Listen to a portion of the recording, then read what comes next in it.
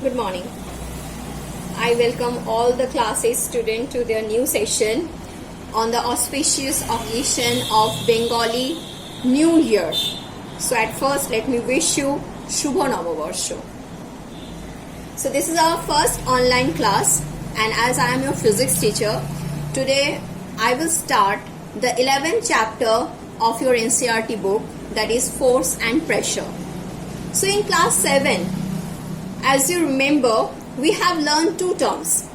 They are motion and rest. Of course, I know you can still remember the definition, but if you have forgotten, so for them, let me once again tell you the two definitions.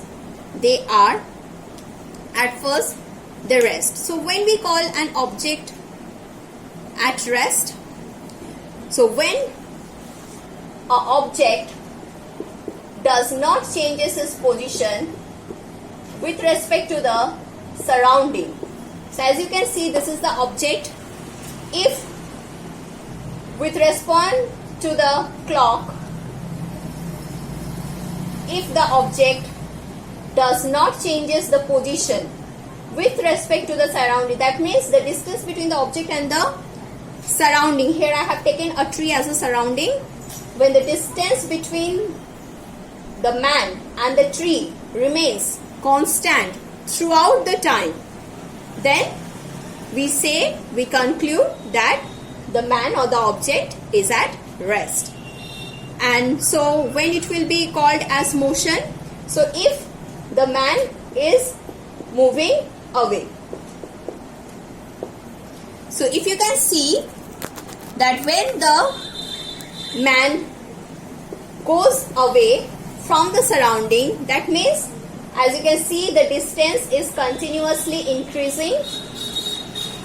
So with respect to the time, that means with the passage of time, when the distance between the man and the surrounding, that is the tree here, when it increases, then we conclude that the man must be moving. So this was the two terms what we have learned in class 7 course, and these two terms are very much important in this chapter. So in this chapter, as you can see, the first term, that is what? Force. Yes, it is the force. So I know you have idea about the term force. Now, though you are not here, so I know at home you are continuously saying that yes, push and pull, push and pull. Yes, exactly. That is what is also written in your NCERT book. As you can see, that force hyphen a push or a pull. But as you all know that I don't restrict my lectures in this type of definition. So we will learn a proper scientific definition apart from this short one which explains the force, that is push or pull. So as you can see, force. So do you remember in your book also you can see, come to the figure 11.1. What you are seeing, a goalkeeper is stopping a ball, a hockey player is guiding a ball with his hockey stick, and a cricketer, a fielder of a cricketer is trying to stop the ball. So you will again assist me that yes, in all these type of things we need the application of force. Then come to the table. I know you can easily identify and write in the respective columns of table 11.1, where you can see identifying action as push or pull. So I know it's very simple. You can do it at your home. I know that the school has taken a great initiative and they have distributed the books to you. So you have your book, no need to panic, no need to do it in your copy. Please write, please identify the action, whatever is given in the second column of table 11.1. That is, if I tell you the first one, moving a book placed on a table. As you can see, the action, it can be done in 3 ways. What are the 3 ways? By pushing, you can push a book to move it from one place to another on a table. You can pull it. What you do when you are in the class, you try to pull the books from your friend if you have forgotten to bring the book. So by pushing, by pulling, or even it can be done by lifting. How I take a book from a table, I just lift it. So you can displace a book from one position to another position either by pushing, pulling, or lifting. So action can be grouped as pull or push, yes. So they have shown you one example where they have written yes in both the sections. So now if I come to the next one, opening or shutting a door. So yes, tell me what it will be. Opening and shutting. So you have seen in few shops, you open the door by pushing the door, and in few shops you just pull the door to open it. So yes, it can also be done by either pushing or pulling. No, you cannot lift the door to open it. So yes, this can also be categorized in both type of push and pull. So in this way, I will not elongate my lecture in the table for the table 11.1. I know it's very simple. Just solve it in your book so that when the school will reopen, we can discuss it. And I know there will be no need of correction. You can do it. Good. So this pushing and pulling. So pushing and pulling means what? You are applying force. Then what does this force means? What is this force? So if you are ready with your pen and paper, so please note it down. Force. What is force? Force is an external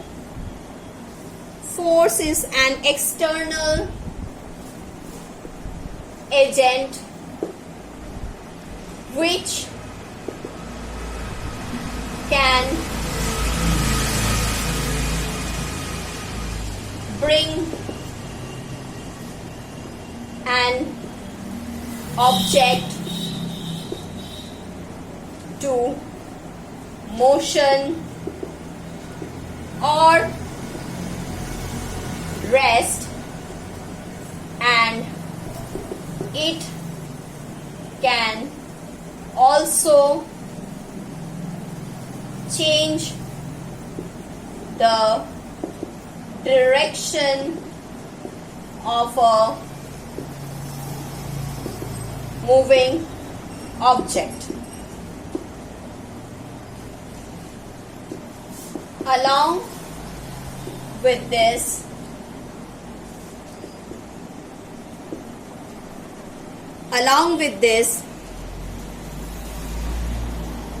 force can change the shape and size of an object.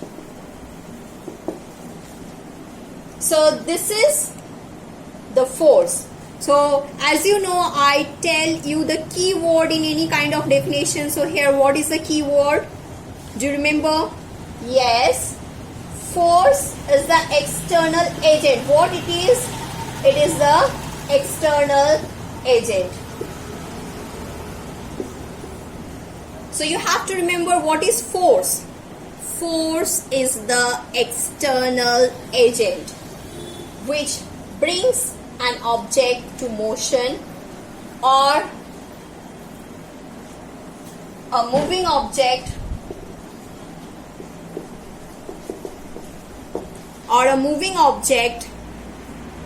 to rest, and it can also change the direction of a moving object. Along with this, what force can do?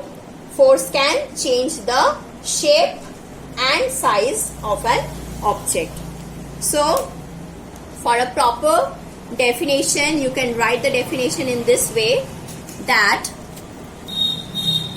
so the proper definition, what you are going to write in your exam is, the force is an external agent. Once again I am repeating, the force is an external agent which changes the state of rest or motion.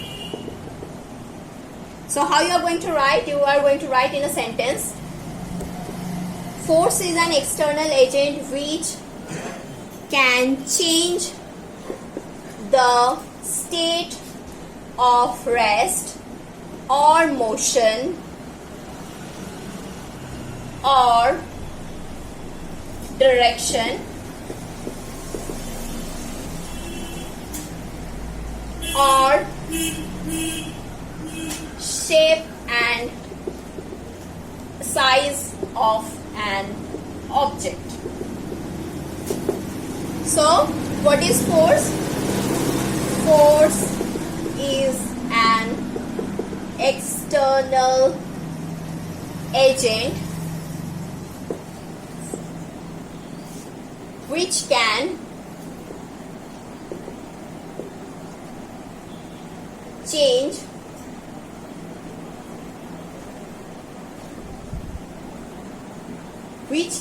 change the state. Force is an external agent which can change the state of rest or motion or direction or shape and size of an object. So let me explain it to you with an example. So force is an external agent which can change the state of rest. So what is that? State of rest. That means, suppose if an object is at rest, a football, before kicking it. So when you are applying the external agent, that is the force, you are applying the external agent, that is the force, it is changing its state of rest. That means the ball no longer remain in its rest position. Okay. Then suppose once you have stayed the ball in motion, now the ball is moving, the football is moving. So the opponent player, what he will do? He will apply a force to stop the ball. So again with the same external agent, the motion, the object which is already in motion can be brought to rest. Now suppose if when a footballer gives a pass to another footballer, what they do? They just touches their feet to the ball and changes the direction. So yes, with the application of external agent, you can also change the direction of a moving object. Now what remains? The shape and the size.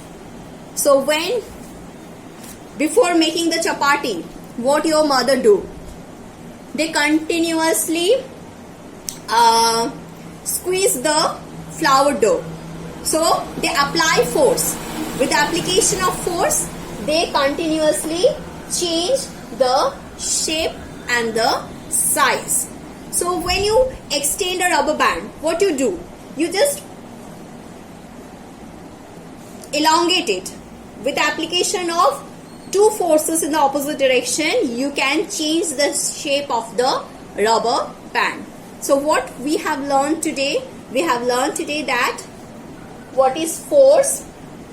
Force is an external agent which can change the state of rest or motion or direction or shape and size of an object. And yes, this force is very much important.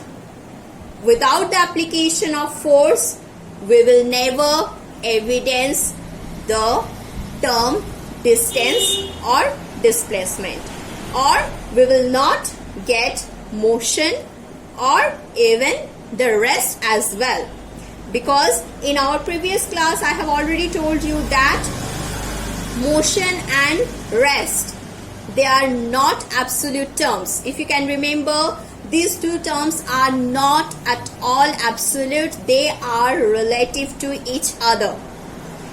So nothing in the universe is at complete rest. So in our next class we will come up with the different types of forces. Till then, keep practicing, stay at home and stay safe. Thank you.